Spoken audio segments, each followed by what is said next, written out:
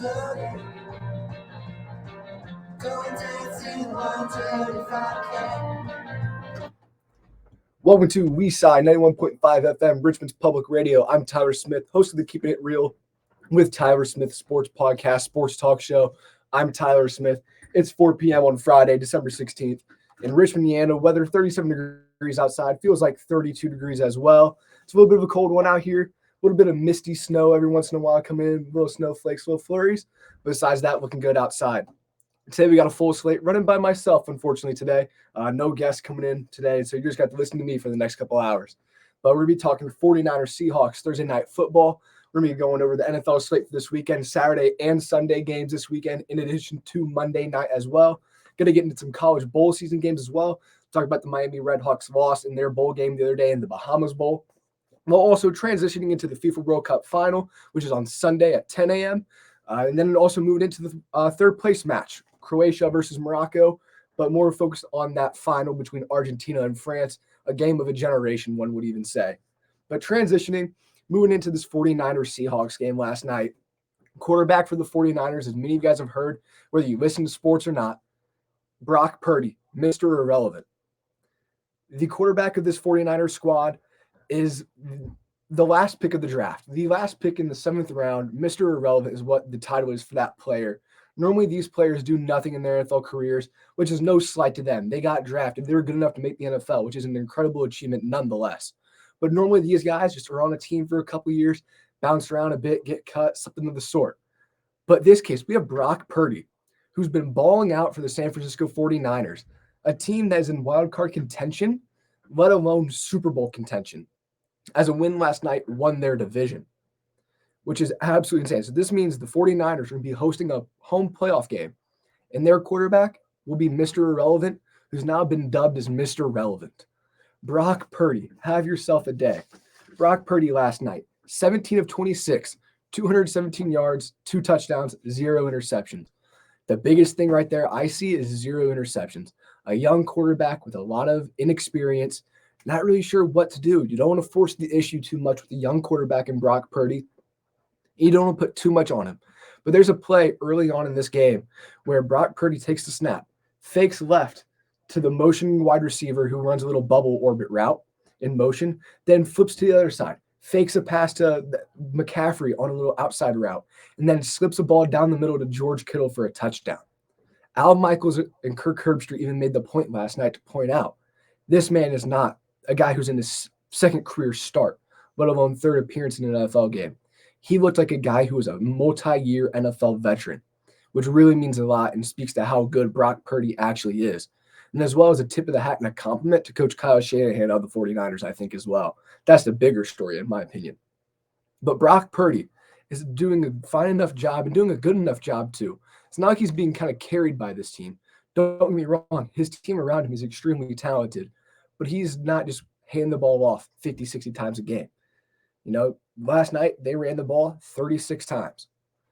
And running the ball 36 times, McCaffrey got 26 of those.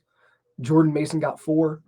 And Brock Purdy got 4. And a couple of receivers got a couple touches in the running game as well. Normally you'd see Deebo Samuel featured there, but Deebo Samuel was injured last night. But Christian McCaffrey has been a weapon for this team, and Brock Purdy's kind of go-to man, him and George Kittle, as anyone would. But Brock Purdy is doing a fantastic job so far, in my opinion. Brock Purdy very well could win the starting job for this 49ers squad moving into next season, especially if they make a deep playoff run. It could be a tough time in San Francisco because you would have 3 quarterbacks that want to play for you outside of whoever in free agency wants to come play for you as well. But you're going to have 3 guys who were in-house, quote unquote, with Jimmy Garoppolo going into free agency, but 3 guys who were in-house in Brock Purdy, Trey Lance, and Jimmy Garoppolo. The major difference, Brock Purdy is extremely cheap, being that last pick in the draft. Trey Lance is on some guaranteed money because he was a first-round draft pick and an early draft pick as well. And Jimmy Garoppolo would just be an expensive free agent veteran signing. No shame. Kyle Shanahan, just right off of Twitter here right now, just got the notification, calls Brock Purdy the most poised rookie I've ever had. And Kyle Shanahan has been coaching for quite some time and has coached quite a few legends throughout his time as well. And it just speaks to the volumes of success and the gravitational pull Brock Purdy has around this locker room. Brock Purdy is going to be a guy I think we need to look out for in the future. I don't think he's going to be one of these quarterbacks that kind of just falls off and is like a backup as a game or two and then just moves along and kind of falls off and slips back into the backup role. Brock Purdy has done an exceptional job. Brock Purdy, in his first career start, destroyed Tom Brady and the Buccaneers. And I mean absolutely destroyed Tom Brady and the Tampa Bay Buccaneers.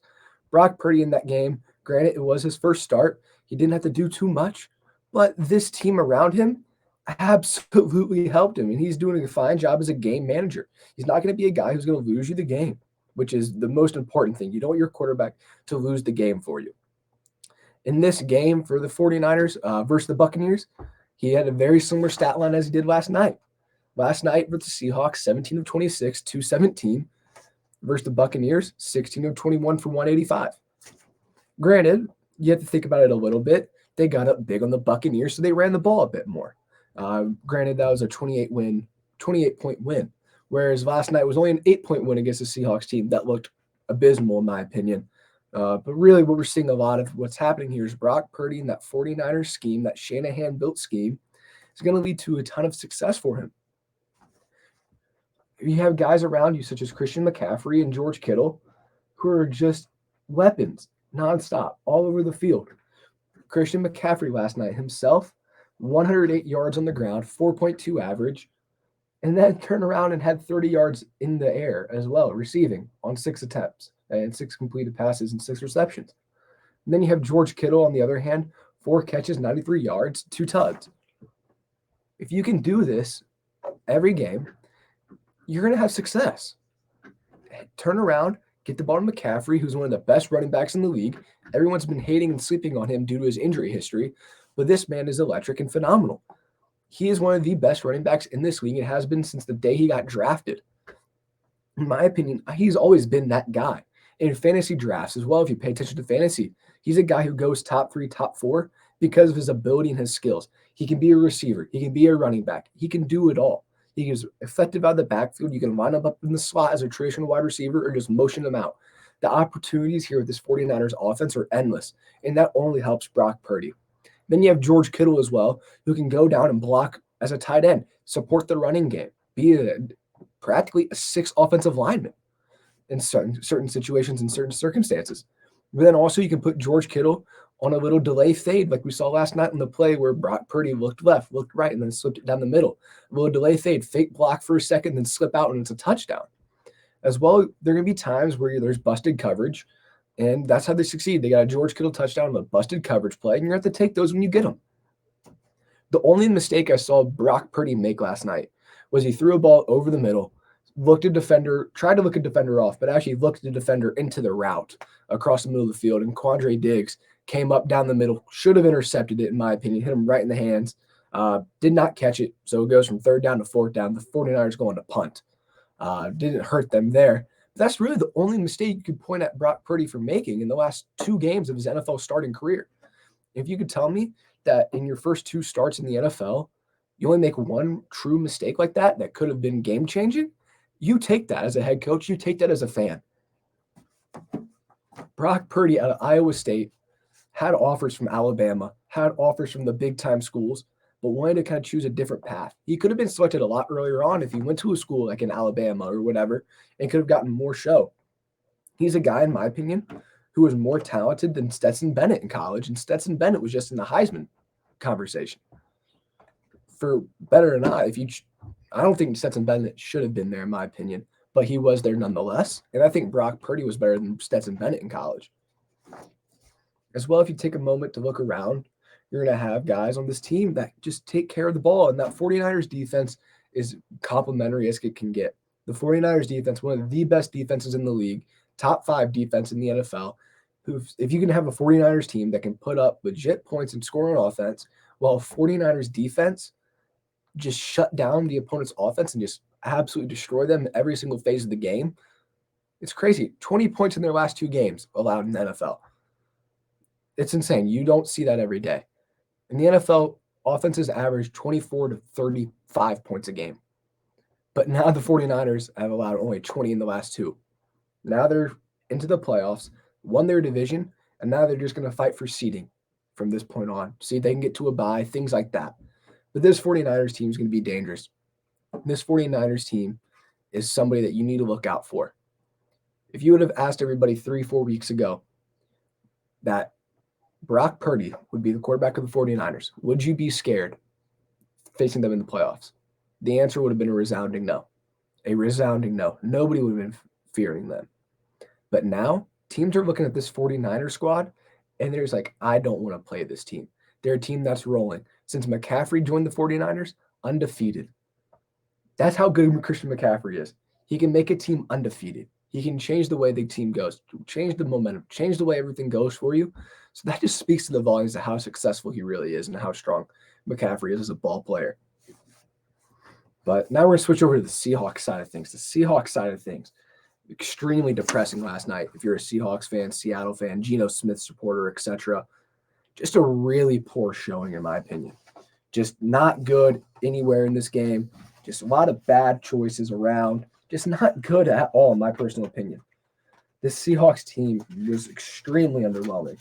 A team fighting for a playoff berth, struggling, scrapping to get a playoff berth. And that's what this team has done all year. Just been scrappy and worked hard. Gotten some bounces to go their way. With Geno Smith as their quarterback, no longer do they have Russell Wilson. For better or for worse, seeing how Russell Wilson's playing this year. But this Seahawks team is just now 7-7, middle of the road. They're a team that a win last night changes their kind of destiny of the season. It kind of secures them as a playoff team, I think, if they win last night, gets the momentum going their way. But you only get 13 points on the night, 2 field goals and a touchdown late, kind of a junk touchdown more or less. It's not going to cut it. It's just not going to cut it. Geno Smith last night, 31 of 44, 238 yards, 1 touchdown. Got sacked quite a bit, got hit quite a bit. That offensive line was kind of selling him out quite a bit at times. And as well, it felt like Geno Smith was kind of dancing in the pocket a little too long sometimes. Geno Smith is a guy who's pretty mobile. If you remember, looking back to his college days at West Virginia and then moving on now in the NFL, he's been a guy, he's not a run-first quarterback by any stretch, but he's definitely a guy who can move and evade some pressure. And we didn't see that last night with a strong defensive line of the 49ers, especially seeing Bosa just coming after him nonstop all night long. I really think the Seahawks team is wheeling right now. They're reeling right now, trying to find a way to make things happen. They're just struggling. They're on the ropes, trying to figure it out. They're entering kind of the final stretch here, 7-7, 14 games down, 3 to go. You could turn this to a 10-7 season or a 7-10 season or anywhere in between. And it's just not going to cut it. I don't think the Seahawks team will. Last night as well, Kenneth Walker, 12 carries, 47 yards, 3.9 average. What came into the game a little banged up. But what killed this team last night were missed opportunities for the Seahawks. As I mentioned earlier, Quandre Diggs' interception dropped. That's a momentum changer.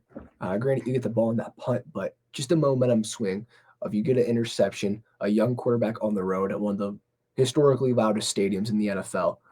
And then on the following possession, once you receive the punt from the 49ers, you start working down the field, you get some momentum, and then you fumble. You fumble late in that first half, giving the ball right back to the 49ers with a little less than a minute to go, and they score a touchdown on that preceding drive. That takes the wind out of your sails. And then you make a massive play with DK Metcalf. Throw him a deep ball. Go up and get it. Just, my guy's better than you. I'm throwing this ball up, and he gets it. But DK Metcalf, offensive pass interference, grabs the corner shoulder pads on the back of his neck, rips him to the floor as he goes up. Sneaky play, I'll give him that. Like, it was good technique. Like, if you're going to try and get away with one, that was a good way to try and get away with one, but didn't get away with it. Obviously, the flag was thrown. But more or less, it was just an abysmal performance from this Seahawks team, in my personal opinion. Tyler Lockett and DK Metcalf led the receiving game. Lockett, 7 receptions, 68 yards. DK Metcalf, 7 for 55. And those are 2 all-pro wide receivers. Got limited to 68 and 55 yards. You limited their 2 best receivers to what? Little shy of 130, maybe a little over 130. Do some quick math there. But really, those 2 guys need to have a better game. Geno Smith needs to do better for them Because if you're going to beat teams like the 49ers, those two need to show up and show out every single down, every single snap, and just absolutely light it up in every single phase of the game. And they truly didn't do that last night, which was extremely disappointing in my opinion, because those two guys are someone you should be excited about every single play. They're just that go-to guy. You have Tyler Lockett, that's more of the underneath. I'm going to catch every single ball I get to, possession, catch a lot. Just get me to the first down marker. I'm going to catch it and fall forward. Guy like that. Or if you can get him underneath, he's going to try and make a play. DK Metcalf, that deep threat. Calvin Johnson-esque early comparisons to him, just for the physical size and ability they have. We don't think DK Metcalf is as talented or as great as Calvin Johnson. I think he has some room to grow. But DK Metcalf physically is like that, 6'3", 6'4", maybe even 6'5", I believe, and just absolutely massive. Yeah, 6'4", and I want to say 250, 240, somewhere in there. You're nearing like LeBron James size. That's like a massive receiver in the NFL, who's just athletic, speedy, strong. It's crazy. He's a talented dude who just can do more for this team, I think. And looking at his stats in the season, like DK Metcalf, I know it's not him fully because it's up to the quarterback play, but only 2 games over 100 yards receiving. That's not cutting it. That truly isn't cutting it. If you look at a guy like Justin Jefferson, Jamar Chase, things like that, these guys go for 100 yards consistently. I mean, every single game, day in, day out. If you look at Justin Jefferson, he has a 223-yard performance against the Lions. And then versus the Patriots, 139 yards. Bills, 193. Commanders, 115. Dolphins, 107. Bears, 154. Saints, 147. Packers, 184. So just looking at him quickly, there's 1, 2, 3, 4, 5, 6, 7, 8 games over 100 yards. And 2 of those are, one's 200 plus and another is near 200. Then he has a handful of games, 95 to 99 yards. That is what we need to see from DK Metcalf. I understand DK Metcalf doesn't have a quarterback that Kirk Cousins is, or the coach Kevin O'Connell is. Kevin O'Connell, a little bit more of an offensive genius. Pete Carroll, kind of an all-around coach in my opinion. But looking at him, you got to get this better. You got to find a way. You must find a way if you're DK Metcalf, Pete Carroll, in this Seahawks team. You must find a way to get him over 100 yards consistently or nearing the 100-yard mark as well. And then if you move over to Tyler Lockett's stats are just a little iffy as well. I mean, he's overperforming DK Metcalf, but he shouldn't be. DK Metcalf is the better receiver. Better build, better speed, better everything. And DK Metcalf is a little bit younger and has a much higher ceiling. We have Tyler Lockett here with a 128-yard performance against the Rams on December 4th. October 9th, the Saints, 104 yards, and 107 against the 49ers week 2. So that's 3 games, 100 yards plus. And outside of those games, not nearing the 100-yard mark ever as well, not getting above 70. It's just not good enough. It truly is just not good enough from Tyler Lockett and DK Metcalf. And I know you can kind of point the finger at the quarterback play, but Geno Smith hasn't had a horrible year. He's had a respectable year. So you just got to get better, in my opinion, and just efficiency as well. If you look down at the efficiency stats in the game, both teams over 15 first downs, 49ers with 15, Seahawks with 16. But first downs don't always tell the whole story because you can have big chunk plays and things like that going on. But what I like to look at is third down efficiency a lot. It tells you how confident a team is on offense, how if they're getting good sets. You don't always have to get 10 yards in the first play. You don't always have to get 10 on the second. You can do 4 and 4, 4 and 3, and things like that, and make it close. Third and manageable, a thing you hear a lot on Sundays and Saturdays. Third and manageable. You don't need to put in third and long. Third and manageable gives you a lot of options. You can run, you can pass, etc. So last night, 49ers 6 of 13 on third downs, Seahawks 4 of 13. And then total plays, even about 61. But you're going to have to look here. Oddly enough, both teams punted over 6 times, which you don't see too often in the NFL. But Geno Smith sacked 3 times. And then penalties as well hurt the Seahawks, giving up nearly 80 yards on penalties and fumbling. It's just not good enough. It's not good enough. It's not going to cut it. The Seahawks currently are a team on the outside looking in.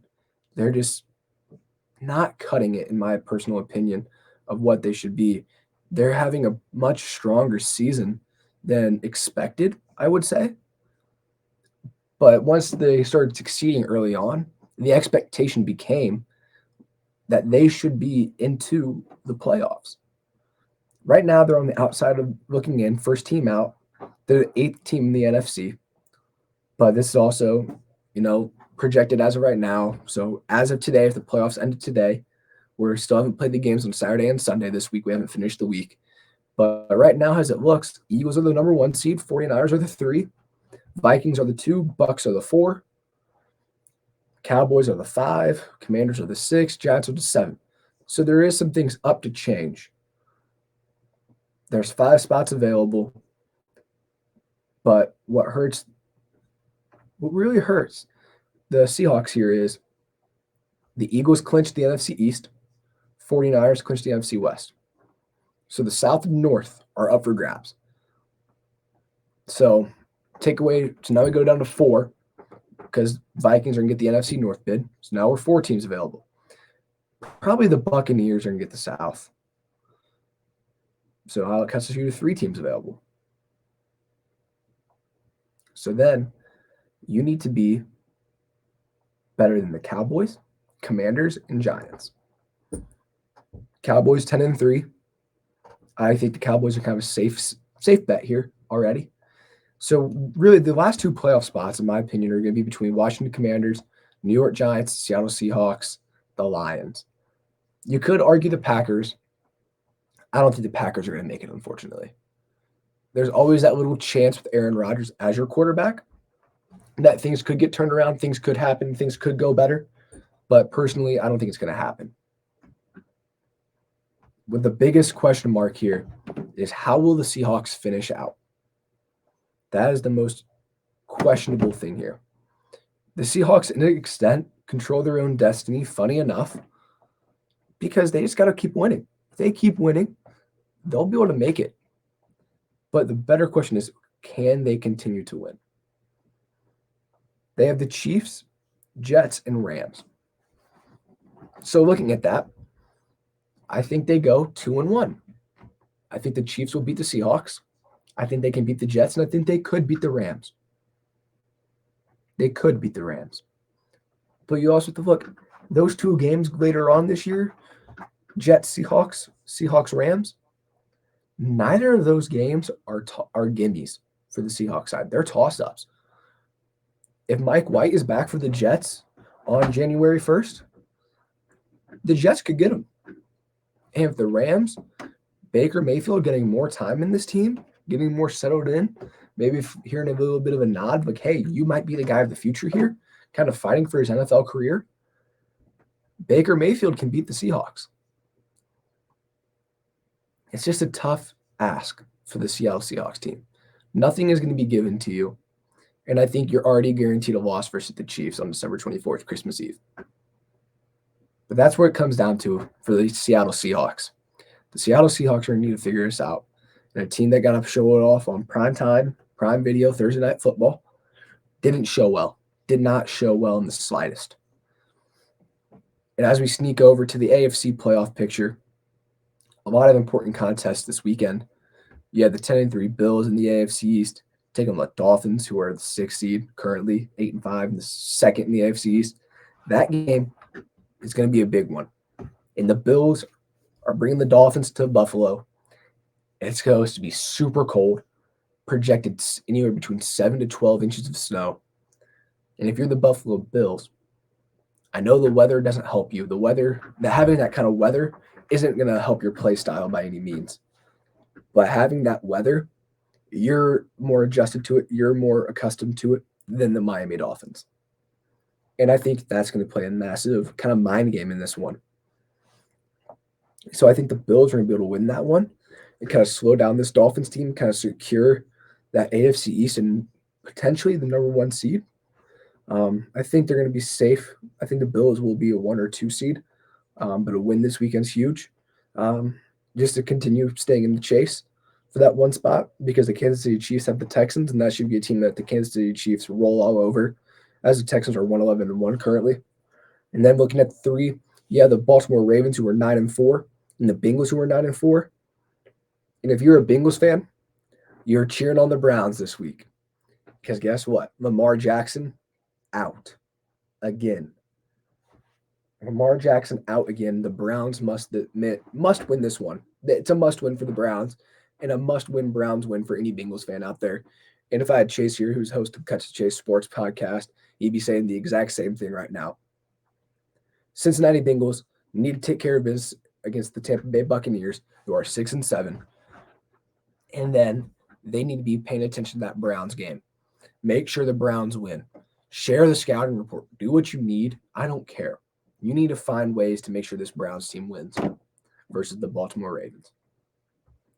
And if that happens, Bengals win. They jump to 10-4. Ravens lose. They drop to 9-5. Guess who's in the number 1 in the AFC North? The Cincinnati Bengals. And they jump to be the 3 seed and fighting for a 1 or 2 seed in the NFL playoffs on the AFC side of things. Because if they win this week, they'll jump to 10-4. And then you have the Chiefs 10-3, Bills 10-3. And if you're a Bengals fan, that's a good place to be.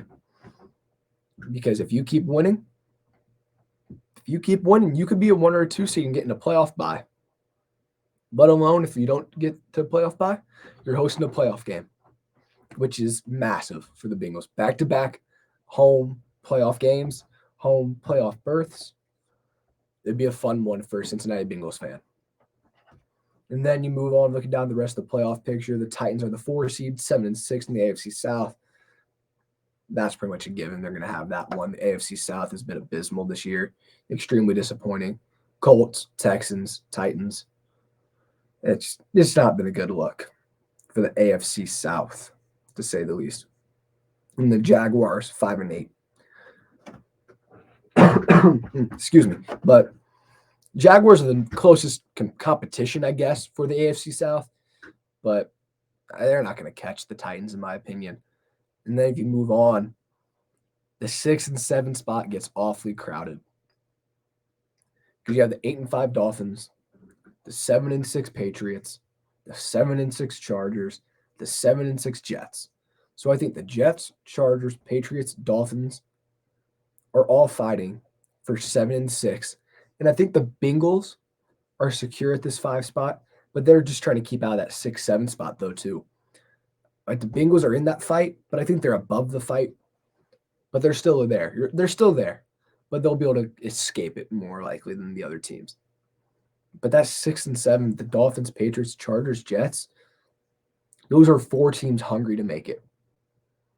You have the Dolphins with first-year head coach Mike McDaniel, Tua Tagovailoa, Tyreek Hill, Jalen Waddle, Raheem Mostert, and a handful of other guys on that team. The Patriots with Mac Jones, Bill Belichick, Hunter Henry, and many, many other weapons on that team, and a lot of names that you won't know of, just because that's how Bill Belichick goes, getting these unknown guys who are going to do the job and complete the task. Then you have the Los Angeles Chargers, Justin Herbert, Austin Eckler, Keenan Allen, Mike Williams. This Chargers side, the other Bosa brother as well.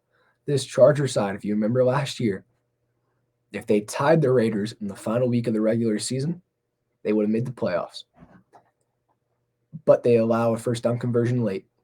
Derek Carr and the Oakland Raiders know that they're safe, so they run it a little bit more.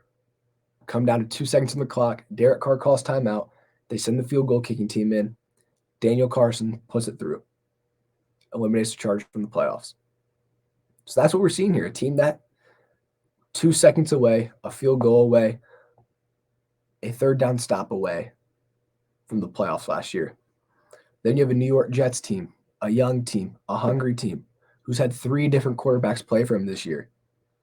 And Zach Wilson going to be getting the start this weekend as Mike White suffers from a broken rib, most likely after getting clobbered in the Buffalo Bills game. And you have Joe Flacco, the old veteran, who just can't move, and just people are saying he can't cut it anymore. He can't swing it anymore. That's okay backup to have. But the bigger story for them, this is Zach Wilson's final shot, a lot of people are saying. A lot of New York Jets fans, a lot of New York media. New York is a tough place to play as a young man and as a young quarterback in this league. And they might run him out of town if he doesn't get the job done this weekend versus the Lions. And I wouldn't be too quick to say the Jets will beat the Lions. This Lions team, although their defense has been quite abysmal in moments, this Detroit Lions team has an extremely good offense that can play with some of the best. So this Lions team is no slouch. We're going to transition after we took a moment to look at that playoff picture. We're going to move over. We're going to look at some of the games in the NFL slate this weekend. This weekend, since there's not a lot of college football going on, the NFL is going to take over that Saturday slate. We're going to have the Colts and Vikings kicking off at 1 on Saturday, Ravens Browns at 4:30, I believe, on Saturday afternoon, and then we're going to have the night game between the Dolphins and Bills on Saturday night. That'll be a fun one to watch for you NFL fans. National televised game, Buffalo Bills, Miami Dolphins, cold, 7 inches of snow, all up in Buffalo, which is always a good place to watch a game on the television from. So we're going to have the Colts and the Vikings. Right now, Minnesota's favored by 3.5, opened up at 5.5. Colts recently signed veteran that's kind of been out of the game for a little bit, but T.Y. Hilton brought him back. I'm not sure how much usage he will see in this game, but very well could see some significant usage. Jeff Saturday, former Colts legend. T.Y. Hilton is Colts legend, now back into the team. It'll be interesting to see how they use T.Y. Hilton, versus the Minnesota Vikings, who are led by Kirk Cousins, Justin Jefferson, Dalvin Cook, Kevin O'Connell, and many others, with Patrick Peterson in that defensive secondary, as well as Harrison Smith and more. This Vikings team is a strong team. They're 10-3, taking on kind of the depleted Colts, who are 4-8-1. Jeff Saturday coaching for his job, who knows? Interim head coach, not sure if he wants a future in the NFL or not. People don't know what's going on there. Is he just kind of a connection coach, that in-between coach, that interim coach that just gets you through the season? You say, hey, thanks, man, for your service. We'll catch you later. Or we'll say, hey, Jeff, you did a fantastic job this year, or did a good enough job with what we gave you. Let's bring you back for another round. And Chris Ballard, trying to save his job as general manager of the Indianapolis Colts as well.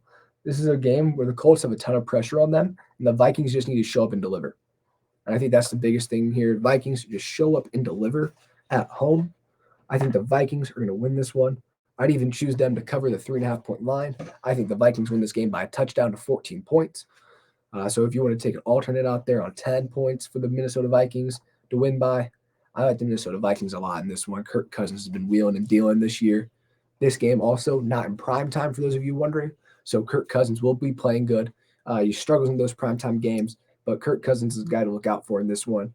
I think he'll have a big game. I think Justin Jefferson will have a strong game against a weaker secondary. And then Dalvin Cook will turn it on later in the run game as the Vikings just try and run this one out. Then you look at the Browns and the Ravens. A big game in the AFC North. 4:30 kickoff. Currently, Cleveland favored by 2.5. Was originally 3. But you're not going to see much change there. That's just kind of semantics moving along there, just because a little bit more money came in on the Baltimore Ravens. And then you also saw Lamar Jackson recently get hurt. But they also didn't expect Lamar Jackson to play. So just a little bit of coverage there just in case he showed up. But Lamar Jackson not getting the start for the Browns, not for the Browns, not for the Ravens. And Deshaun Watson making his home debut for the Browns. Deshaun Watson, a guy to watch out for. I think he could have a big game in his home debut. And if he has a big game in his home debut, that'd be amazing for Browns fans and Cincinnati Bengals fans. The biggest thing I need to see from Deshaun Watson is the rust kind of getting off of him. I need to see him complete passes, show off the deep ball a little bit, be a bit more mobile, things like that. But he's also going to have Nick Chubb in his backfield. He'll also have Kareem Hunt in that backfield. So he has some help there that can help get the job done, help him get accustomed and moving along a bit more, which would be great to see for him. This Ravens team, I think the Ravens have the better head coach because they have Harbaugh. I think he's a much better coach than the Browns. I think that's the only thing kind of pushing me away from the Browns a little bit here. But it's a tough pick. This one is a game I kind of stay away from if I was gambling on it. But I do not gamble because I'm a college athlete, NCAA, if you hear that. But really, if I'm looking here, if I'm you, giving you some advice, I'd stay away from this game. But if I had to give you a pick, I'd be looking at the Browns to probably cover this game, unfortunately. Because it's just you want to see a good game, but I think the Browns will cover it.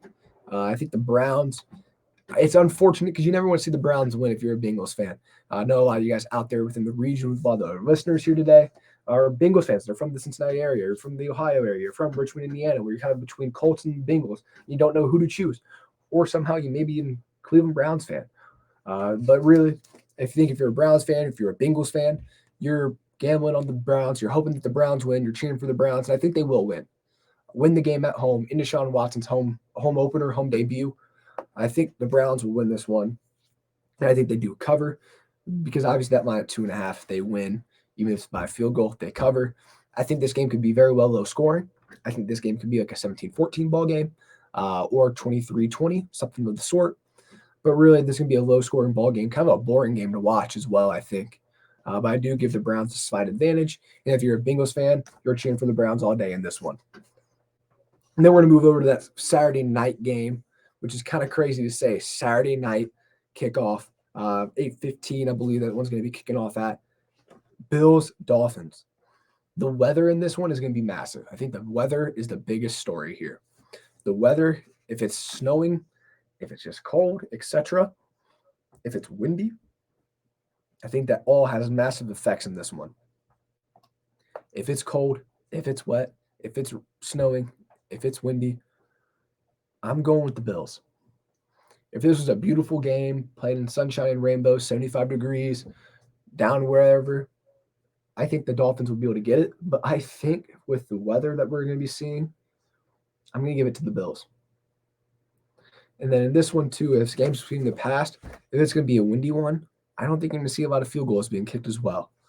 I'm going to pull up the Buffalo forecast real quick. But if you remember the game last year between the Buffalo Bills and New England Patriots last year, where it was just kind of a breezy game, super windy game, like 40, 50 mile an hour winds and some snow. It was just impossible. You couldn't throw. You had to run everything. And you just went for it on fourth down because you couldn't really throw out your punter as well. There were punts that went 5 yards in that one. But looking at the game here for you all, nothing too crazy with the wind in Buffalo. It's going to be between 10 to 14 mile an hour winds, temperature 33, 27. And there's going to be some definite snow in this one for sure. Looking at about a 60, 70% of snow in this one. And looking at Buffalo, I'm going to go with the Buffalo Bills because they have a more dominant run game, I think. And they're more accustomed to that cold weather. We've seen Coach Mike McDaniel wearing a shirt, kind of a homemade shirt with some Sharpie on it kind of thing, saying, I wish it were colder, trying to get that psychological advantage going for his Dolphins players. We even saw earlier this week clips from NFLfilms.com, NFL Films, social media, etc., with Buffalo Bills players wearing parkas underneath their shoulder pads and things during practice. So they're feeling the cold too. But I think that they've been outside practicing in the cold this entire time. I think it's going to give them a little bit of an advantage. They're more used to it. They've been able to game plan this entire week for the weather. Same as the Dolphins, but they've been doing it in the weather. I think that's a big difference in this one. So I'm going to go with the Buffalo Bills. The current line is 7 points for the Buffalo Bills. Buffalo's favored by 7. Opened up at 6.5. But I really think the Buffalo Bills are going to win this one. The line's a little daunting here. Especially seeing that 7 number. It's kind of a big number in a cold weather game like this. But I'm going to lean to the Buffalo Bills in this one. I think they could cover 7 points. They could win this by 2 scores on a late jump touchdown or something like that. I'm really leaning with the Buffalo Bills. I'd stay away from the spread on this one personally. I would just choose Buffalo Bills money line, just outright win. But really, if you're going to look at this one, I think the Buffalo Bills are going to win it. And then we'll move on to Sunday. First few games on Sunday, you have Steelers and Panthers. Panthers, a team that's been tanking this year, you could argue, firing their head coach, trading away their quarterback, trading away their best player, Christian McCaffrey, releasing Baker Mayfield, things like that. This Panthers team's kind of been in shambles recently, throughout recent history, since the Cam Newton days even. And then they're also taking on the Steelers and Mike Tomlin. The game opened up, Pittsburgh favored 2.5. And now Carolina's favored by 3. So big shift there. That is a 5.5 point spread, which is pretty crazy to see going on right now. 5.5 point spread. That means that Vegas is seeing a lot of things changing here. They really like the Panthers now. But I'm not too sure if I like the Panthers in this one personally. I really think the Steelers could win this one. I think a quarterback in Kenny Pickett's getting some growth. getting some things going right for him finally. And I really think Kenny Pickett can make it happen. The biggest question is health. But unfortunately, what we're seeing here, I think, is Kenny Pickett started the week as questionable, and now he's been moved into doubtful. So Kenny Pickett, this is kind of the reason why that line's moved so much. So we're going to see Mitch Trubisky get the start. You could be a person that looks like, hey, Mitch Trubisky's done it before. He's been a starter before. And backup quarterbacks tend to have some success as well. But looking at this one, Carolina by 3. It's a tough pick. It's a very tough pick in my personal opinion. I think I might go with the Steelers on this one. The reason being, just Mitch Trubisky, something about him with that backup experience he's had this year, being a starter in the past, might just try and turn it on for a game here. And the Panthers might just be coming out a little bit too lax, thinking they have a backup quarterback in. And this week, they've been having to prep for Kenny Pickett and Mitch Trubisky because Kenny Pickett wasn't ruled out until earlier on today, about 3-4 hours ago. So I think that Steelers have a shot in this one. And I like Mike Tomlin. I like Mike Tomlin as a head coach. He's a veteran head coach. Never had a losing season in his entire NFL coaching career. So I'm going to bet on the man who's been an incredible head coach throughout his time in the NFL, and Mike Tomlin here to get the win. And then Carolina -3. I think we're going to go with the Steelers as well on the spread because the Steelers win. They're going to be covering that as well, obviously, because Carolina's favored. So they get some points there if they lose by 1 or 2. But I think, obviously, the Steelers win. Go ahead and do the money line for the Steelers, do the spread as well for the Steelers too. And then we're going to transition into kind of a cold game as well. Bears-Eagles at Chicago. The Philadelphia Eagles were initially favored -8, and now it's moved to -9. It's a big line. 9 points in the NFL is a lot of points. We're going to take a look here. We're going to have Jalen Hurts versus Justin Fields, potentially. 2 young guys, 2 great players. In Justin Fields' biggest story, he's about to near the 1,000-yard rushing mark as a quarterback, which is extremely impressive. I think that is a massive milestone. That's something that we don't even see running backs hit in the NFL that are starters. So doing it as a quarterback while also being an effective passer is extremely impressive. But I think that the Eagles are just too good in this one. I just think the Eagles are too good, personally. And I think at the 9 points as well, over-under is 48.5. So they're thinking that this game is going to be somewhere, 48.5, so 24-24. They're going to take away 9 from each side. It's going to be like 33-15, somewhere in that. They're saying 35-12. Like, it's just a weird line, weird points there.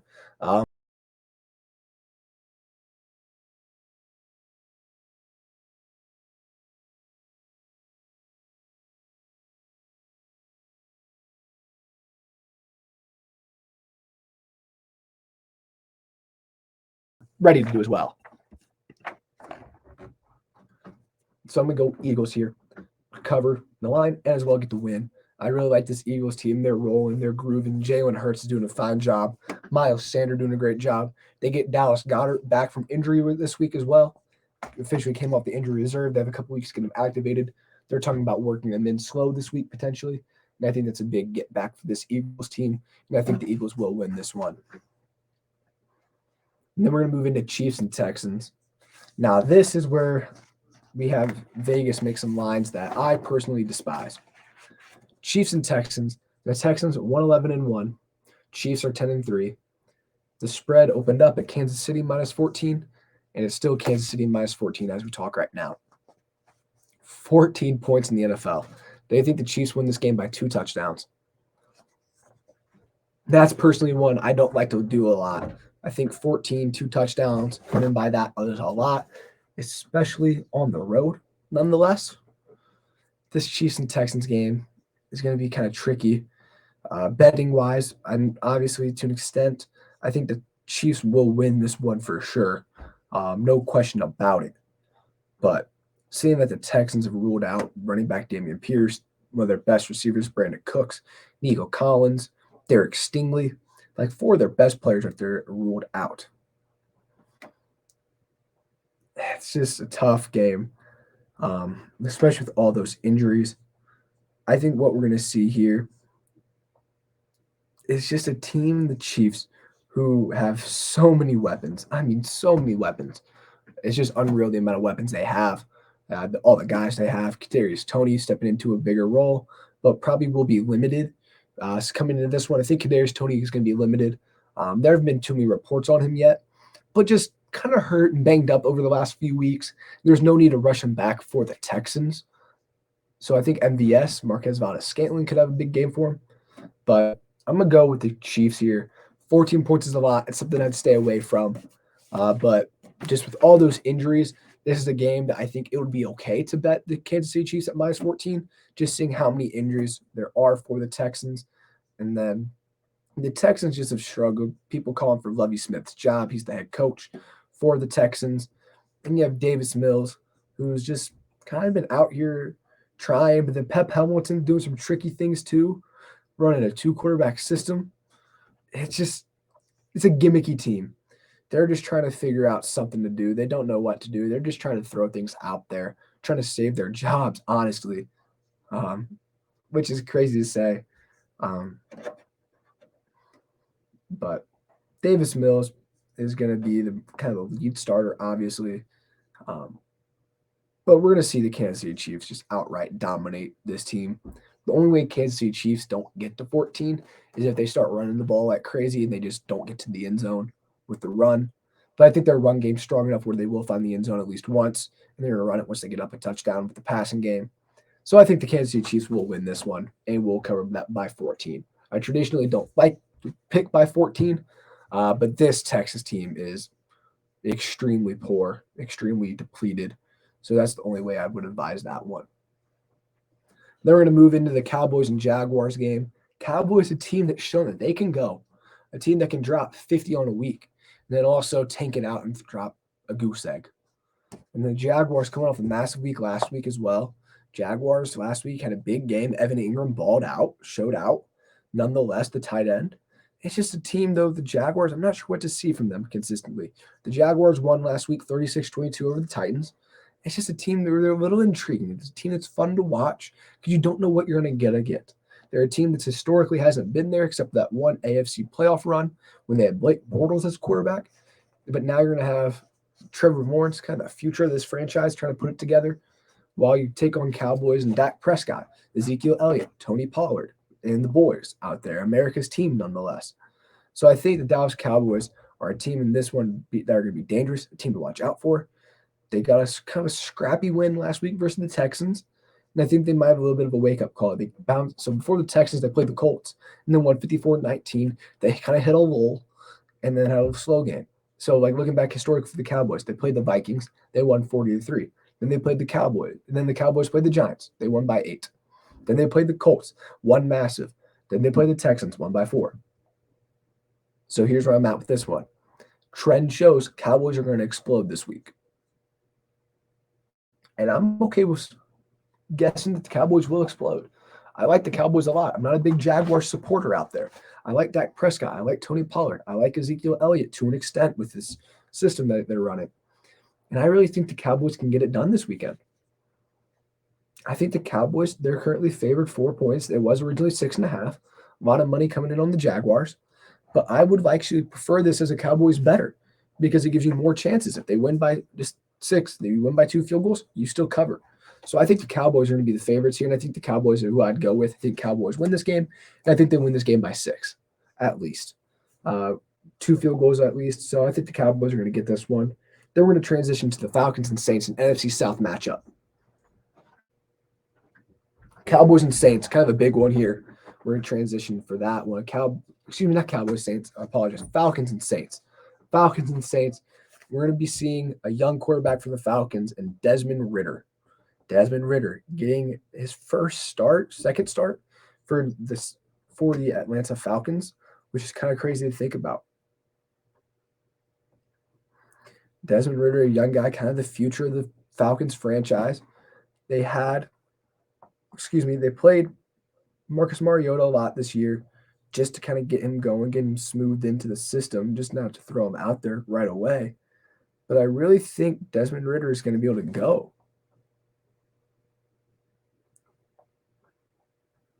And then you have the Saints.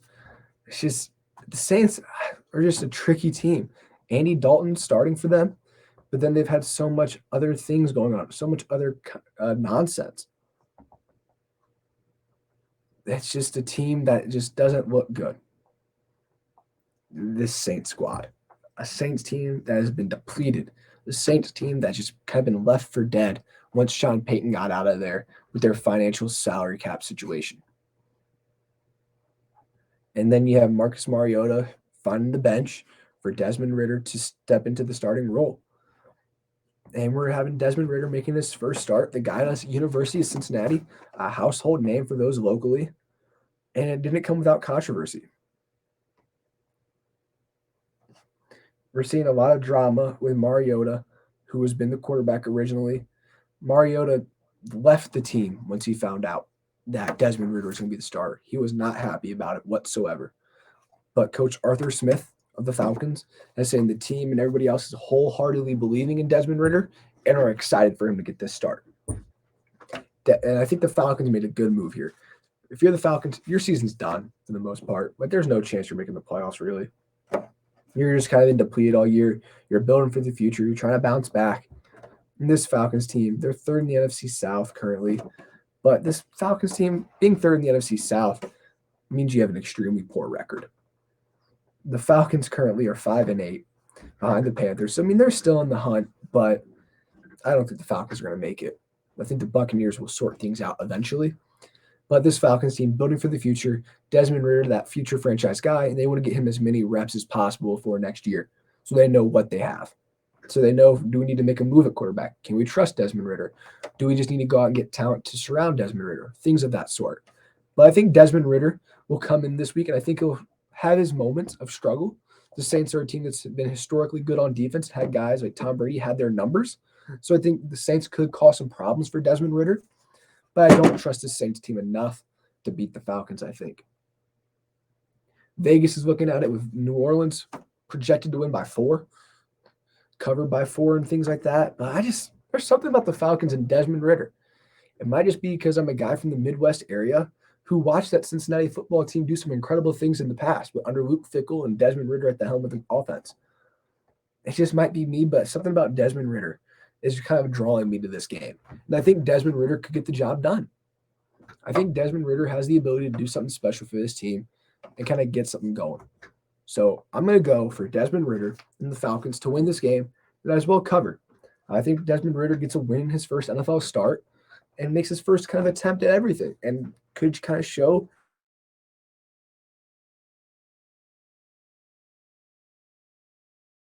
hasn't had a franchise quarterback since Matt Ryan. Granted, it hasn't been too long, but they need a guy who can get them to that next level. Matt Ryan had some solid years, solid production, had an incredible year, got into the Super Bowl one time.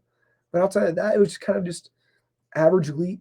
It just need a guy who can take you to a Super Bowl. I'm not saying Desmond Ridder is going to do that this year or next year, but he very well could down the line. We're going to transition one more game here before we take a quick break. We're going to look at the Lions and Jets, the last game in this 1 o'clock window. Lions and Jets. Lions coming into this one as 1-point favorites currently now. Initially opened up as Jets -3. That was because a lot of people thought Mike White was going to be playing early on. Mike White, story around him, he went to 10 to 15 different doctors to try and get cleared for this game versus the Lions. As we saw Mike White, he got drilled last week. He went out for 2 plays, came back into the game, tried to play again during halftime, got x-rays and scans on his rib cage, look at him. They found out during the game that he was messed up bad. And Mike White said, no, I'm playing still. Took a couple more big shots. And then right after the game, as he walked off to the field, they loaded him into an ambulance and took him straight to the hospital. Mike White has a special ability in him. The guys in that locker room love him. The guys in that locker room, from what the stories are saying, hate Zach Wilson, and Zach Wilson's going to be starting in this one. So you have a bunch of interesting dynamics going on. You want to win a game for your guy, Mike White, who can't play, and he's done everything and everything, to try and be there for you. Whereas Zach Wilson is a team that the team does not enjoy being the quarterback of this squad. So a couple interesting dynamics going on here. But at the end of the day, I think the Lions are too good. And they will beat a depleted Jets team without their quarterback, Mike White. So I think the Lions are going to win this one. Even if Mike White was starting, I think I'd still go with the Lions in this. I just like the Lions this year. I know their defense hasn't been their best in moments, but Jared Goff, Amon St. Brown, DeAndre Smith, Jamal Williams, things like that. Those guys are pretty legit talents in the NFL. And I think they're going to be able to get this thing done. Motor City Dan Campbell of the Detroit Lions. It's going to take the Lions to 7-7 this week, I believe. And obviously, with the current line, Detroit by 1. So if Detroit wins in any fashion, most likely will cover, as long as they don't win by a late game field goal, just to win by 1. So it gets a little tricky there. But I think the Lions will get this one. Lions, as long as they win by 2 points, they move on with a victory here. So I'm going to go with the Lions on this one. But that's going to lead us into the 5 o'clock hour. We're going to take a quick break. 4:55 in Richmond, Indiana. It is 37 degrees outside. Feels like 32. We'll be back with you in a few moments after this quick break. Stay with us on WECI 91.5, Richmond's Public Radio.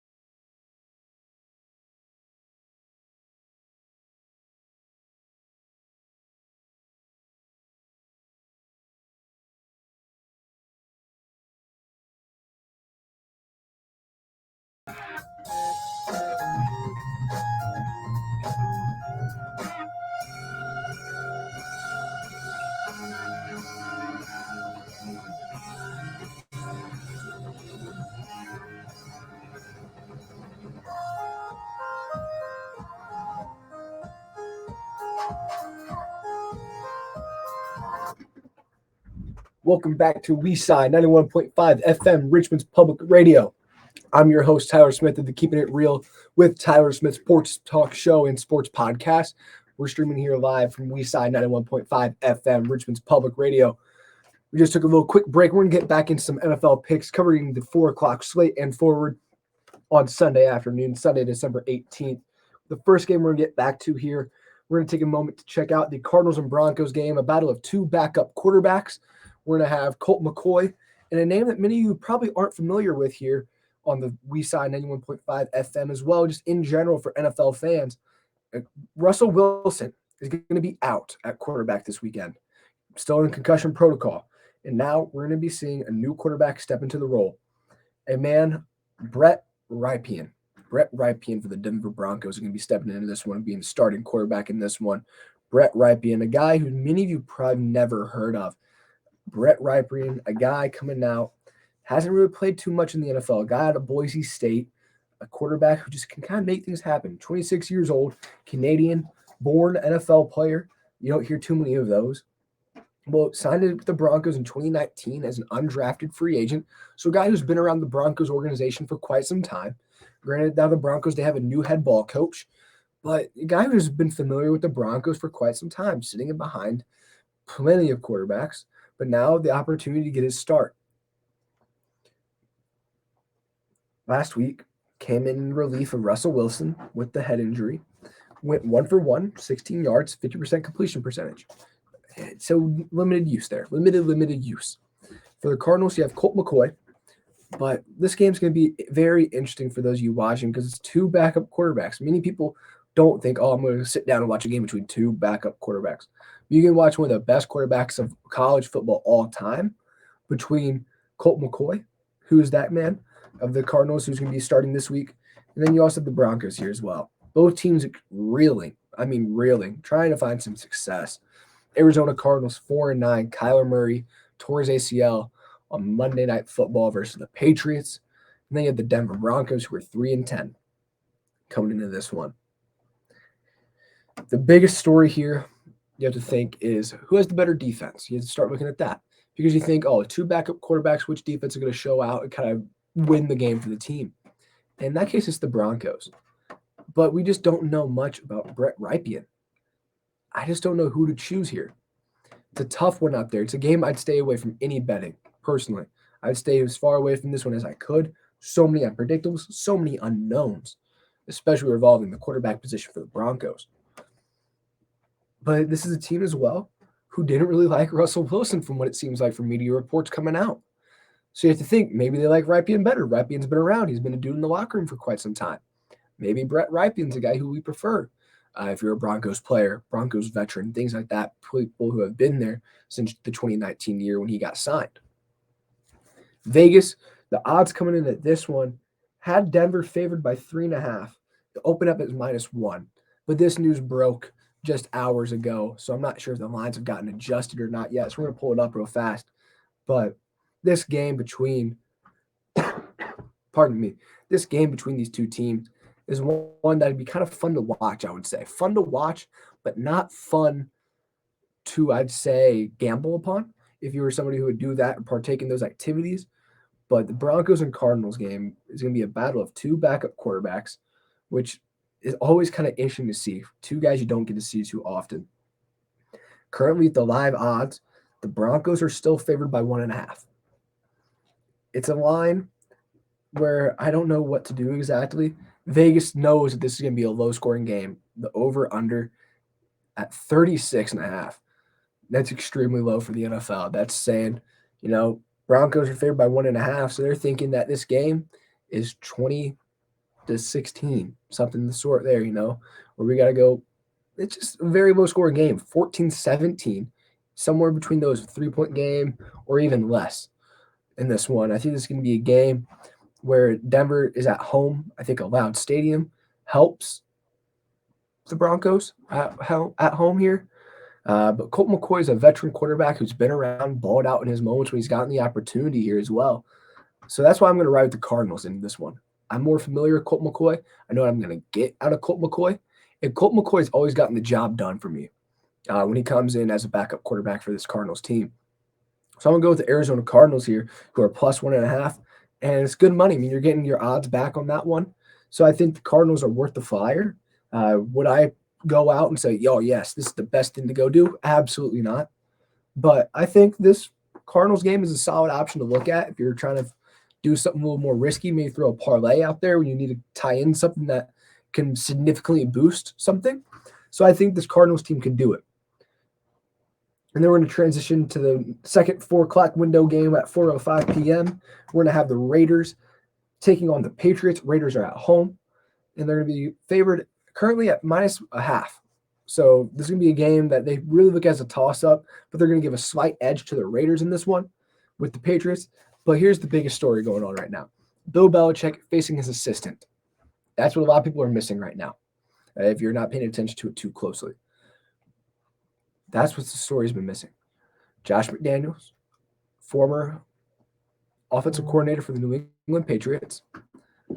And then you also have Bill Belichick, the greatest coach of all time, in my personal opinion, taking on one of his own.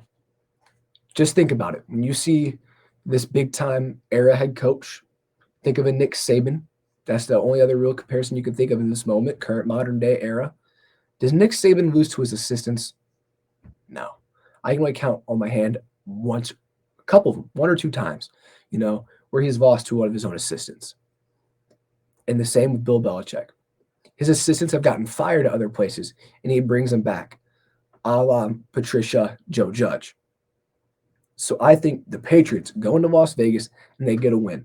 I don't think it's a pretty win by any means, but I think they win. So I'm going to go with the Patriots money line as well. You look at the spread, the Patriots win. It's obvious to go with the spread as well. So I think the Patriots are going to win this one too. And then we're going to move into the later 4 o'clock window, that 4:25 kickoff. It's the Titans taking on the Chargers in a AFC matchup between the AFC South, AFC West. The Chargers are currently, I'm trying to see I think this one's more of a pick 'em toss-up, I believe.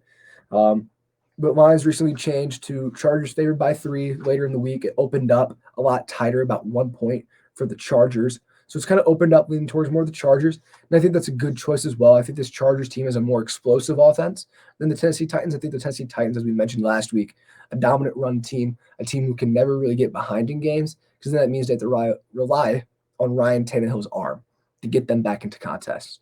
And that's something I'm not comfortable with personally. I really like Justin Herbert. I like Austin Eckler, who's been one of the best running backs in fantasy football, if you pay attention to fantasy football stats at all. And then you have Mike Williams and Keenan Allen. Mike Williams has been banged up recently. Hopefully they haven't ruled him out yet this week, but hopefully maybe he can sneak back into the lineup this week. But with or without him, I think the LA Chargers do take a hold of this one. I think they're going to win this one. They're currently -3, -152 money line. I think the Chargers are favored heavily in this one to an extent, looking at the recent line shifts. But I'm really going to go with the LA Chargers here personally as well. I think the LA Chargers are going to be able to get the job done at home versus a Tennessee Titans team that just doesn't have the offense to keep up with them, I think. I think a guy like Khalil Mack could very well have a big game. So I'm going to roll with the LA Chargers in this one. And then we're going to shift into a game that a lot of my local fans are going to be paying attention to quite a bit. It's going to be the Cincinnati Bengals taking on the Tampa Bay Buccaneers. Joe Burrow taking on the GOAT, Tom Brady. The GOAT knocked off by Mr. Irrelevant last week in his hometown. And people said on the live telecast, and it even came out afterwards, Tom Brady bought over 200 plus tickets for family members from the San Francisco Bay Area to come in and watch him play versus the 49ers. Just to watch him get beat by 4 scores by Mr. Irrelevant. The GOAT losing to Mr. Irrelevant.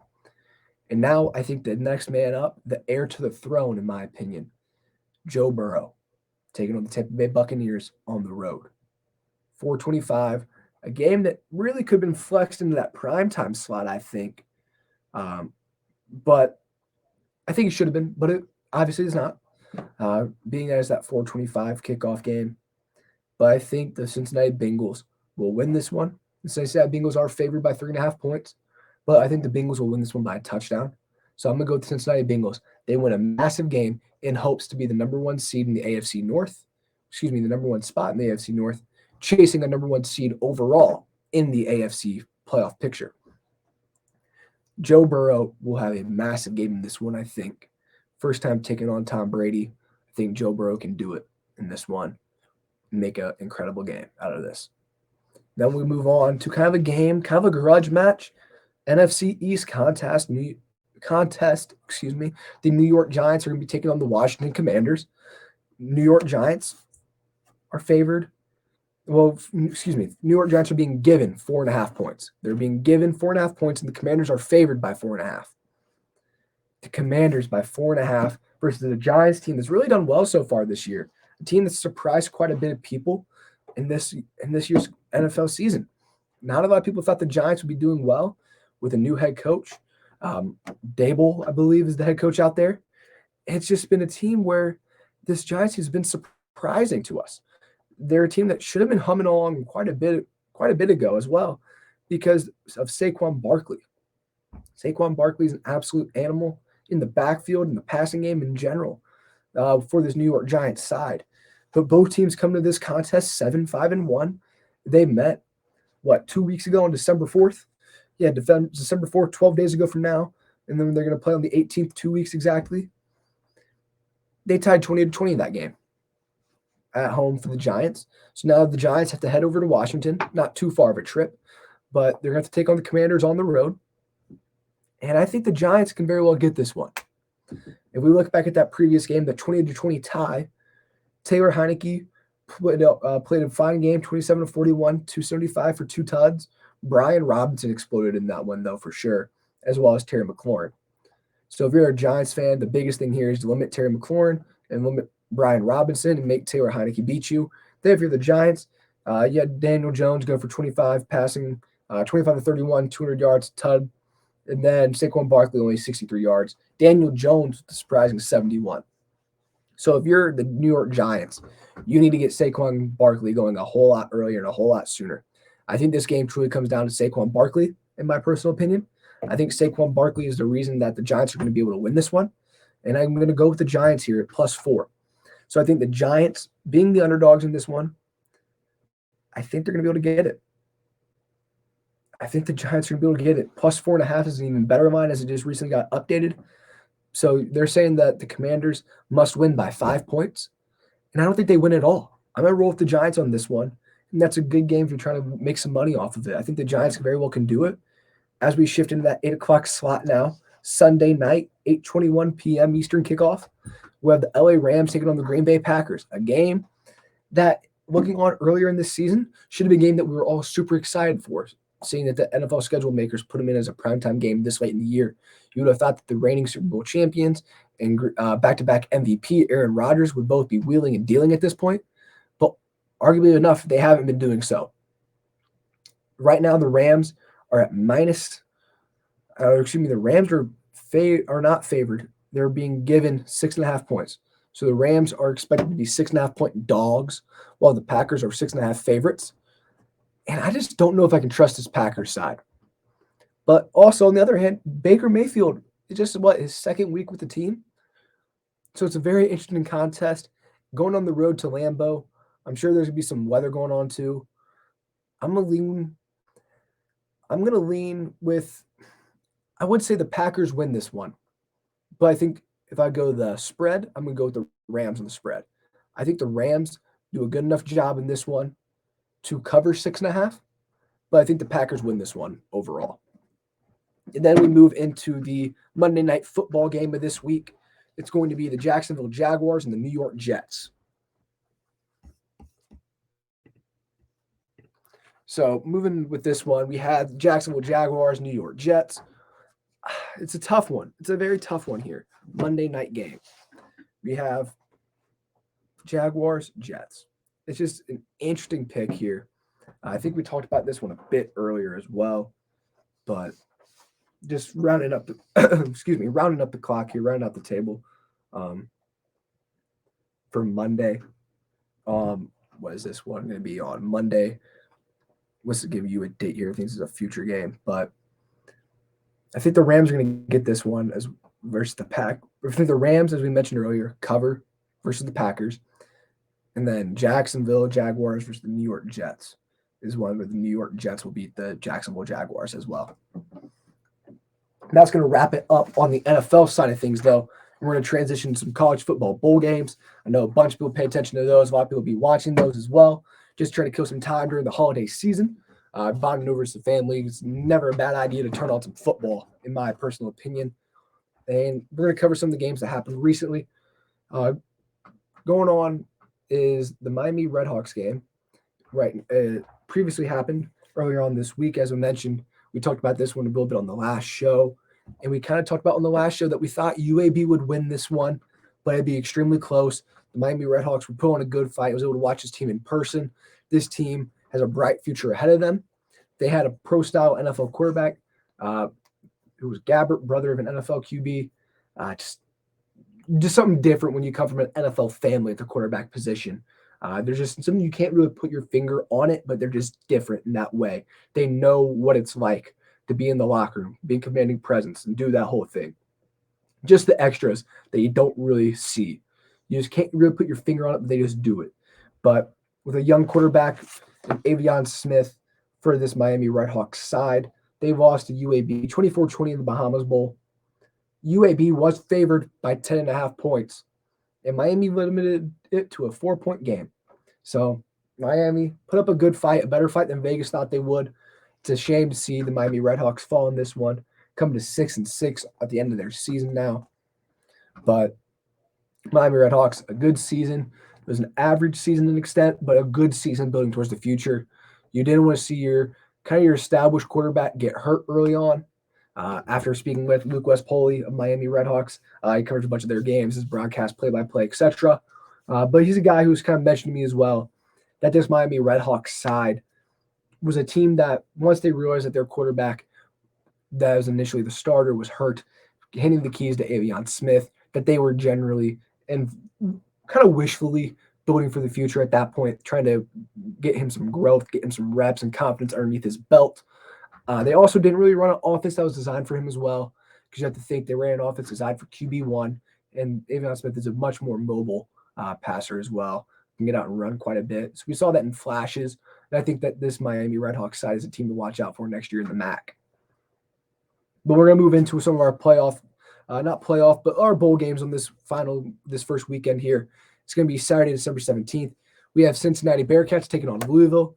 Luke Fickell recently leaving. Louisville also have some head coaching drama too, moving around quite a bit. They just recently hired head coach out of Purdue to be their new head coach for the Cincinnati Louisville ball game, and he's going to be their head coach for the future as well. So this one's going to be fun and interesting to pay attention to. It's just bowl season's always fun because of the drama and headlines, which is always intriguing to look at. As we take a look at the Cincinnati Bearcats versus the Louisville Cardinals bowl game, it's just one of those where looking at it from outside in, if you're not a fan of either side, is it a game that you're like dying to watch or look at? But looking at it right now with the drama and storylines, it's going to be fun to watch. Cincinnati Bearcats opened up as 1.5-point favorites, and currently now Louisville are 1.5-point favorites. The BetMGM kind of processing and servers and all their statistic makers, they're giving Louisville, they'll win the game 53% of the time to 47% of the time, as Louisville and Cincinnati take each other on in the Fenway Bowl. The Fenway Bowl at Fenway Park in Boston, home of the Boston Red Sox. I think it's a very cool spot to host a bowl game. It's going to be a little bit of a cold one, though. I've seen some pictures early on with a lot of snow around the sidelines there. But this is going to be a fun game to watch. I think it's a good one to open up that Saturday slate with, kicking off at 11 a.m. on ESPN. Good one to watch if you're a local supporter as well. But Louisville is going to be favored in this one. I'm going to have to roll with Louisville on this one too. Cincinnati Bearcats losing their head coach, Luke Fickell, who I think has done more for their program rather than the head coach of Louisville. So I think Cincinnati's going to see some lumps in the road on this one. I think as they kind of round out a season here, going 9-3, they'll probably end up, if they've lost in this game, 9-4. Cincinnati team kind of rolling off their college football playoff death last year to the hands of Alabama. It's just an unfortunate sight to see, I say, if you are a Cincinnati Bearcats fan. Then we're going to move into Florida, Oregon State. Oregon State, this game going on. Oregon State is the clear favorite here, favored by 10 points over Florida. And I think that's a fair line. I'm not a big fan of this Florida Gators side. The Florida Gators have had a lot of controversy and dramas around them this year. A lot of players getting in trouble at the end of the season Unfortunately, you never want to see that, but nonetheless, it happened. We have to acknowledge it a little bit there. Taking on what the CFP thinks is number 14th team in the nation, Oregon State, who had a big win over Oregon at the end of the year there in the Pac-12. Taking on the Las Vegas Bowl, I believe Pat McAfee's actually going to be calling this game if you're a big Pat McAfee fan anywhere throughout the nation or here, especially in Indiana. But the Oregon State Beavers, who are 9-3 on the season, will be taking on the Florida Gators, who are 6-6.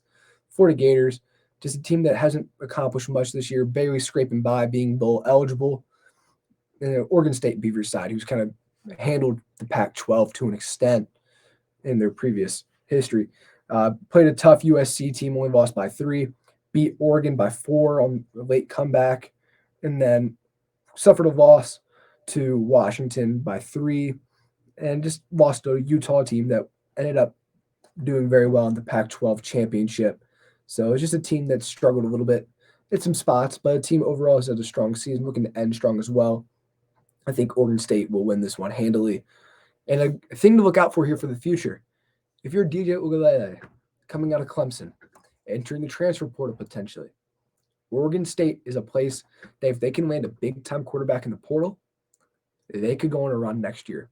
They have an amazing defense, an established defense, a younger head coach who's had a lot of success in his time, consistently getting better every single year. This Oregon State side could be fun to watch in the near future as they win the Las Vegas Bowl tomorrow at 2:30 p.m. Eastern. Next bowl game on the slate here is going to be Washington State, Fresno State. Going to brush over this one quickly. Fresno State 9-4, Washington State 7-5. Vegas has Fresno by 4. I think Fresno State's going to take this one. Fresno State 9-4 in the year, Washington State 7-5. Team that really struggled in the Pac-12 this year in Washington State. So I'm going to go with Fresno State in this one. And then Rice and Southern Miss, again, to pay attention to Frank Gore Jr. In this one. Name that sounds very familiar to a lot of you NFL fans out there. Say Southern Mississippi, now USM, minus 6.5 favorite now. It opened up as a Rice minus 5.5 point favorite, so a lot of movement in this one. Rice 5-7, Southern Miss 6-6. It's a game that's really a toss-up here, but I'm going to go Southern Miss, potentially getting the win, but I think Rice might cover in this one as well. I'm going to move into the kind of the big game on Saturday on ABC, the SMU versus BYU. SMU 7-5, BYU 7-5. Opening line was BYU by 2.5, and now it's SMU by 4. This is a game that has a significant amount of movement. It's going to be a game later on ABC, nationally televised game. So a lot of more eyes on it than other college bowl games going on. It's just going to be an interesting game to see. It's going to be the New Mexico Bowl going on here between BYU and SMU. And it's just an interesting game to take a peek at. If you take a look at kind of the spread stats, so it's -4 over under 64. BYU is with plus money, +4. I think SMU is going to cover with their passing attack. BYU is a more balanced squad, for sure. They have a more balanced run, balanced pass, stronger defense. But I think SMU's offense is really going to carry them in this one. So I'm going to look for SMU, to win in this one. Then we go to the late game, the 9:15 on ESPN. North Texas taking on Boise State. The game that is kind of between two programs. There's in between things. And I think with conference realignment going on here shortly and about to officially happen, Boise State, a team that could be on the outside looking in of a lot of things going on. A Boise State team, as many of you remember, myself growing up with Statue of Liberty play versus Oklahoma. Boise State team that's really been kind of efficient throughout the history in the past, and that kind of like group of 5 team that's always been more dangerous than others. So I really think that this team here moving on is going to be Boise State winning this one. Boise State is now a 10.5 point favorite. North Texas opened up at 7.5. So that is almost 18 points of movement. So that means something crazy going on. And that Vegas extremely likes Boise State. They had a lot of money coming on Boise State, and they're trying to kind of salvage themselves a bit. So I think Boise State's going to take away this one. But that's going to wrap up some of our weekend slate of college football bowl games. And now we're going to transition into the greatest sporting event of them all. I'm going to probably receive some grief and hate about that one. But we're going to transition into the FIFA World Cup. The FIFA World Cup. So tomorrow we have Croatia taking on Morocco in the third place game. Two teams that just were depleted and left for dead, I think. Saturday, 10 a.m. Eastern, Croatia will be taking on Morocco. A Morocco side, the first ever African nation to reach the semifinal of the World Cup, has the ability to be the only Moroccan side, only African side in history to be a third place finish, which is no thing to laugh about, really. In the Croatia team, a Cinderella of last World Cup in the Euros. In this World Cup, another Cinderella side. Croatia and Morocco, two Cinderellas to an extent. Morocco finally let up their first goal by an opponent in every single contest leading up to it versus Argentina. Not against Argentina, against France, my apologies. So this Moroccan side has been a tough side to play against. And Croatia, kind of the end of a golden generation, whereas Morocco is more youthful. Croatia, the end of a generation with Luka Modric, arguably one of the greatest center midfielders of all time, with Xavi, Iniesta, and Luka Modric being right there as well. Up in that conversation of like a top 25 player of all time, really. It's probably a player you haven't heard a lot. Guy who's played for Real Madrid, won several Champions League titles, La Liga championships, and much more. Croatia, in this one, I really think Morocco is going to get this one. I hate to say that. Morocco is currently the underdog in this one. They're at plus 104, Croatia minus 138. But the reason why I'm leaning more with Morocco here is the emotional factor and the emotional toll. This Croatian side, their goal and hope and dream was to win the World Cup final. Granted, that's what every team's goal is when you enter the World Cup. You want to win the World Cup final. But this Croatian side was trying to do anything and everything to win it for their captain, Luka Modric. Where this Moroccan side, they already surpassed expectation. Many didn't even expect them to make it out of their group. So this Moroccan side, kind of just playing with whatever they have. They're playing a little bit of house money, I would say. This Moroccan side, emotionally free, I think. They're a little upset, obviously, but more emotionally free than this Croatian side. This Croatian side probably feels a little bit guilty and emotionally taxed and drained as they played so many matches with extra time and penalty kicks this year. So I'm going to lean more towards Morocco in this one. I think Morocco will win it. And we take a look at this game between Croatia and Morocco. More of like the favorite goal scorers in this one.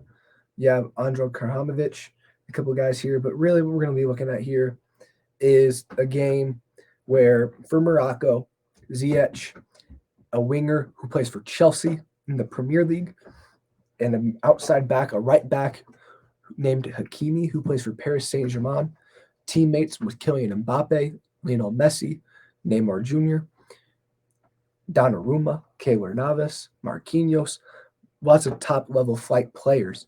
And he's one of the only players on that Paris Saint-Germain side, not from one of the top 5 nations in the world. And I think Hakim Ziyech and Ziyech, I think Hakimi and Ziyech are going to be the reason why this Moroccan side takes over and wins this one. But now we're going to switch in. The game's going to have some more eyes on it. And if you're not a soccer fan, stay tuned in, please. I'm going to try to persuade you a little bit here with why you need to be paying attention to this one.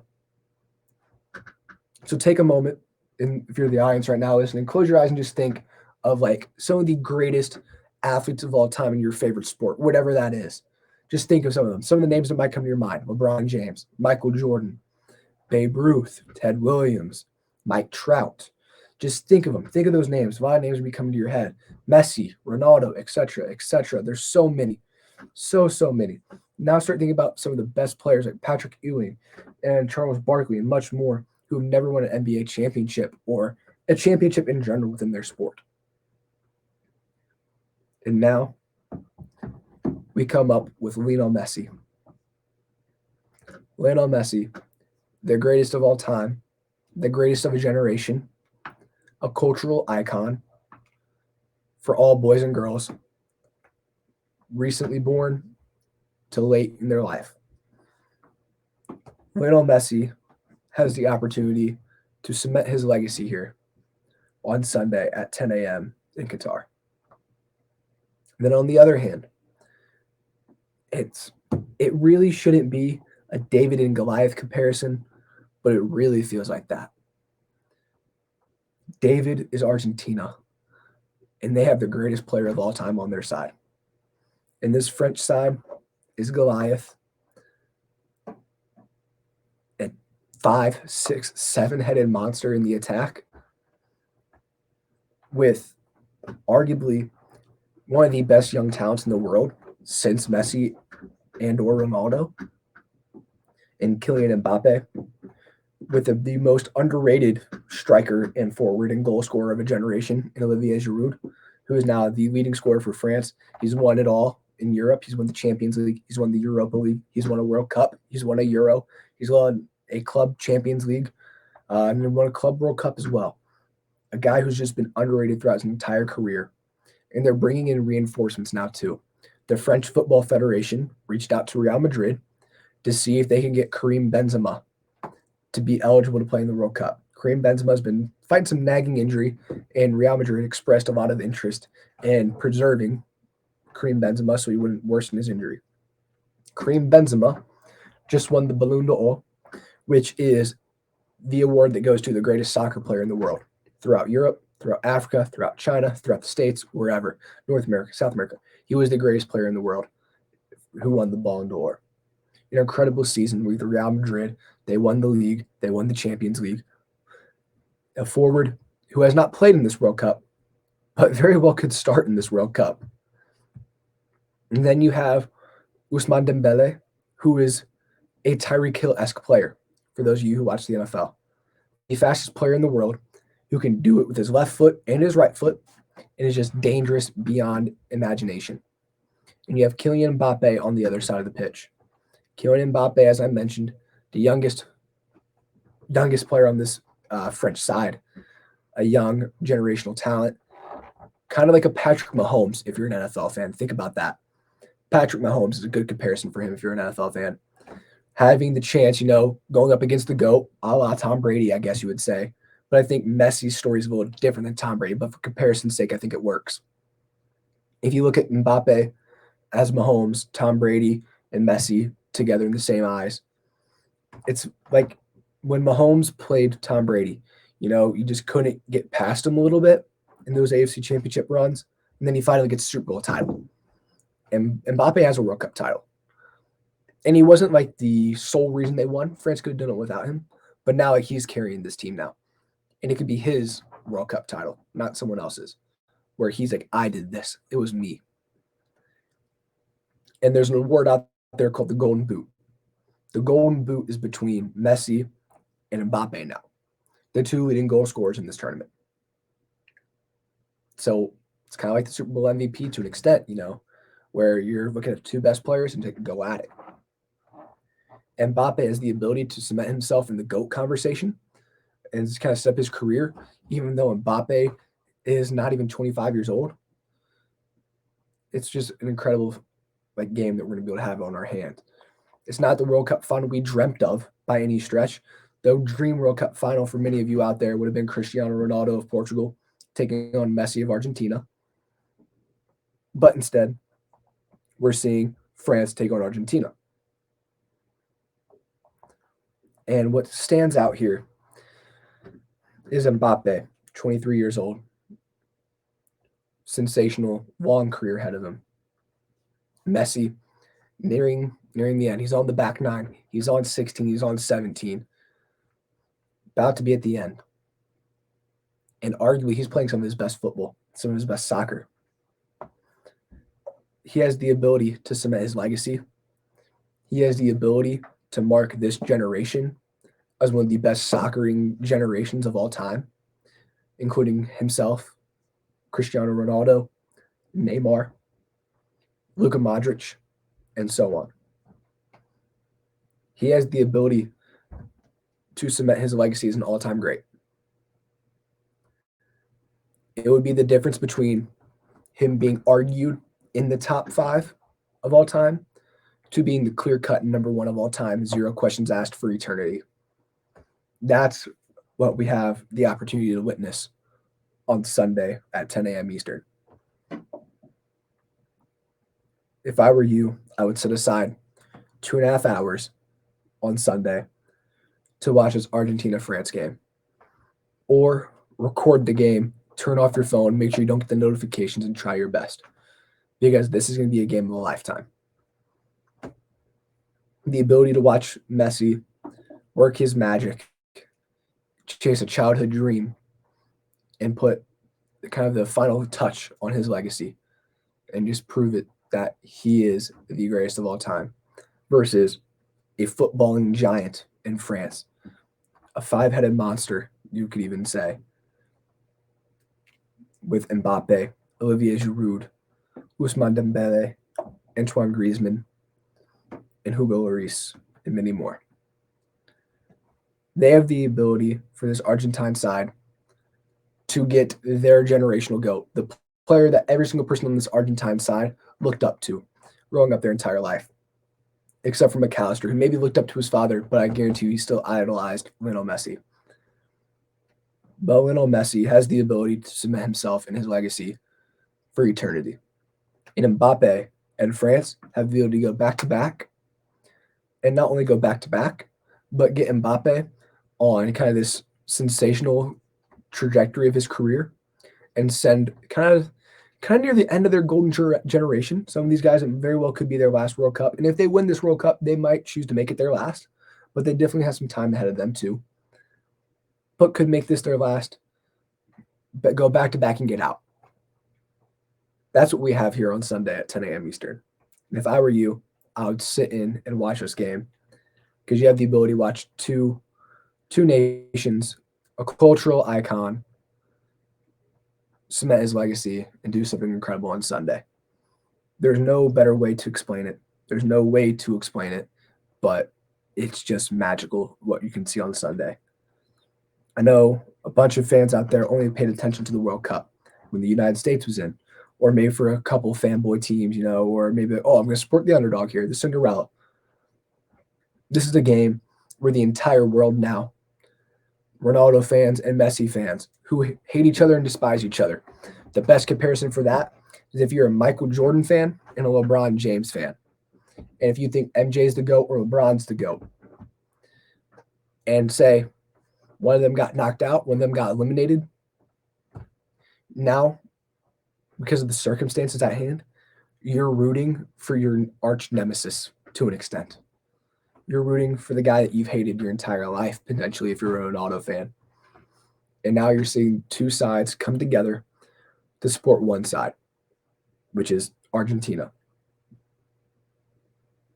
This game's going to be electric. It's going to be a game to watch. They're projecting over 2.5 goals, somewhere like 3 goals in this game. And it very well may go extra time, very well may go penalty kicks. But this is one to watch because not only does this happen every 4 years, but this very well could be the last time we get to see the greatest of all time lace up his boots in a World Cup. And with that, we're going to send you on out of here. We have the Oldies Show coming up next. 2 legends who've been on WECI 91.5 FM, Richmond's public radio, for quite some time. They run a great program, run a great show. Stick around, listen to them. We're going to sneak out of here at 5:39 Eastern on Friday, December 16th. The weather outside, 37 degrees. Still feels like 32. A little bit of a chilly one out there. Be safe with your evening commute. Have a great weekend. We'll catch you guys next week and enjoy a happy holiday season. And until next time, it's Tyler Smith with Keeping It Real with Tyler Smith, Sports Talk Show. Stay with us, and we'll see you next time. Take care.